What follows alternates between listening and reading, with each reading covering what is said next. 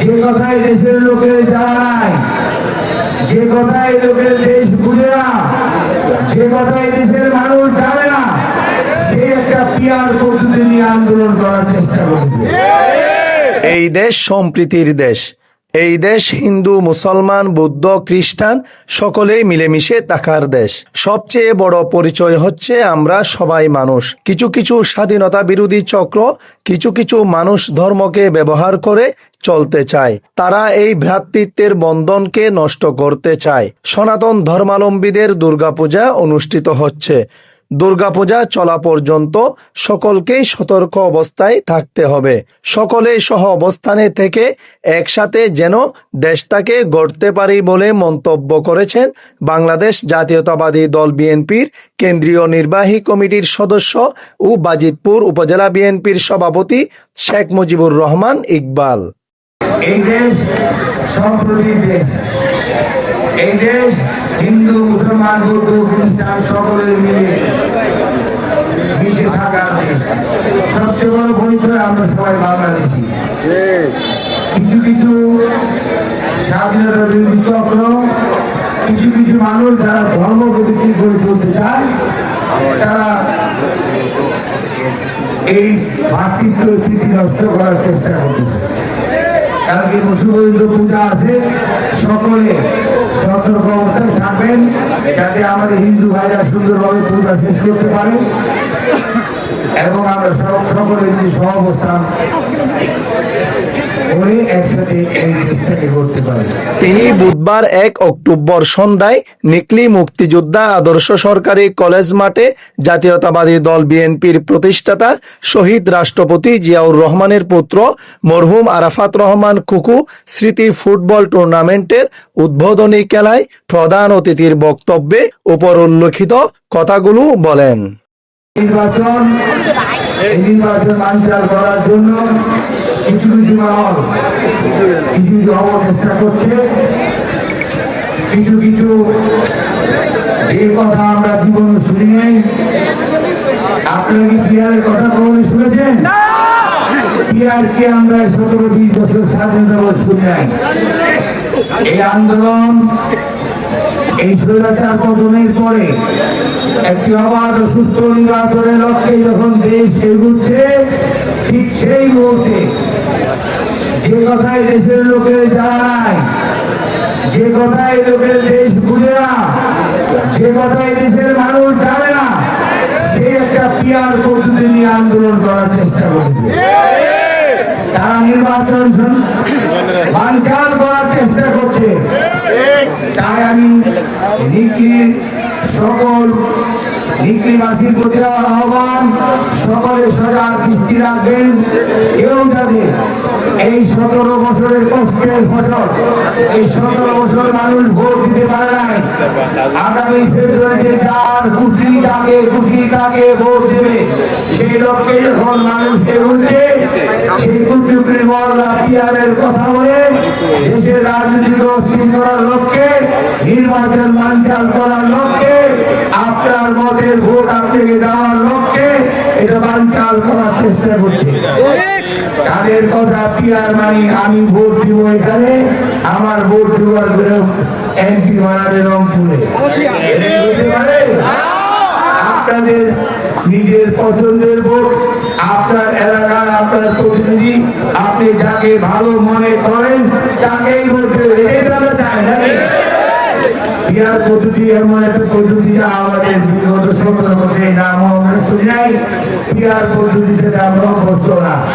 Peer পদ্ধতি মানে তারা বলতে চায় শুধু মার্কায় ভোট দিবেন, মার্কায় ভোট পাওয়ার পর ভোটের কোনো অংশ হিসেবে তারা যে কয়টা সিট পাবে তারা যায় খুশি তারা এমপি বানায় দিবে।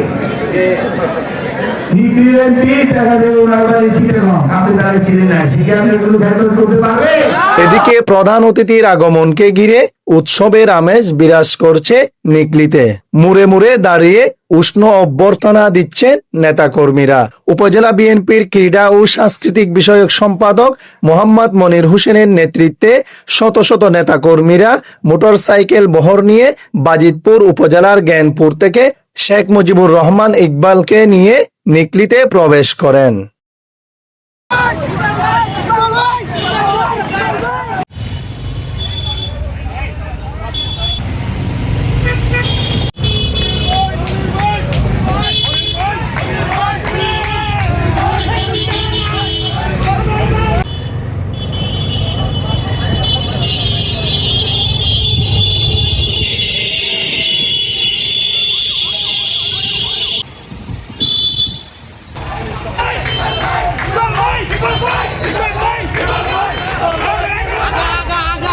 উপজেলা বিএনপির সহসভাপতি বীর মুক্তিযোদ্ধা অ্যাডভোকেট মোহাম্মদ মানিক মিয়ার সভাপতিত্বে বর্ণাঢ্য আয়োজনে টুর্নামেন্টের উদ্বোধন করেন নিকলী উপজেলা যুবদলের সাবেক সভাপতি ও উপজেলা বিএনপির নির্বাচিত সাধারণ সম্পাদক আতিকুল ইসলাম তালুকদার হেলিম।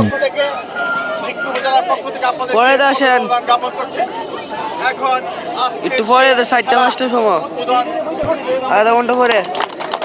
উক্ত টুর্নামেন্টে বিশেষ অতিথি ছিলেন সাবেক উপজেলা চেয়ারম্যান বিশিষ্ট সমাজসেবক শিক্ষানুরাগী মোকাররম হোসেন সরদার, উপজেলা বিএনপির সিনিয়র যুগ্ম সাধারণ সম্পাদক বাবু তাপস সাহা অপু, উপজেলা বিএনপির সাংগঠনিক সম্পাদক শামীম আল মামুন, উপজেলা বিএনপির ক্রীড়া ও সাংস্কৃতিক বিষয়ক সম্পাদক মোহাম্মদ মনির হোসেন ও সহ ক্রীড়া ও সাংস্কৃতিক বিষয়ক সম্পাদক মোজাম্মেল হক সাজুর। যৌথ সঞ্চালনায় আমন্ত্রিত অতিথি ছিলেন উপজেলা বিএনপির সহসভাপতি হারুনুর রশিদ, উপজেলা বিএনপির যুগ্ম সাধারণ সম্পাদক নজরুল ইসলাম মেম্বার, যুগ্ম সাধারণ সম্পাদক মহিউদ্দিন, যুগ্ম সাধারণ সম্পাদক রিয়াজুল হক রিয়াজ, যুব বিষয়ক সম্পাদক কারার ইখতিয়ার আহমেদ আরিফ, ছাত্র বিষয়ক সম্পাদক আজহারুল ইসলাম সোহেল, মৎস্যজীবী দলের সভাপতি কাউসার আহমেদ পলাশ ও সাধারণ সম্পাদক মোহাম্মদ আলী মিয়া। পরে মজলিশপুর, দামপাড়া, নতুন বাজার বিএনপির কার্যালয় পরিদর্শন করেন এই নেতা। এদিকে টুর্নামেন্টের খেলা শেষে সনাতন ধর্মাবলম্বীদের সবচেয়ে বড় ধর্মীয় অনুষ্ঠান শারদীয় দুর্গাপূজার বিভিন্ন মণ্ডপ পরিদর্শন করেন শেখ মুজিবুর রহমান ইকবাল। এ সময় তিনি মণ্ডপে দায়িত্বে থাকা নেতৃবৃন্দের সাথে কুশল বিনিময় করেন ও ব্যক্তিগত আর্থিক অনুদান তুলে দেন।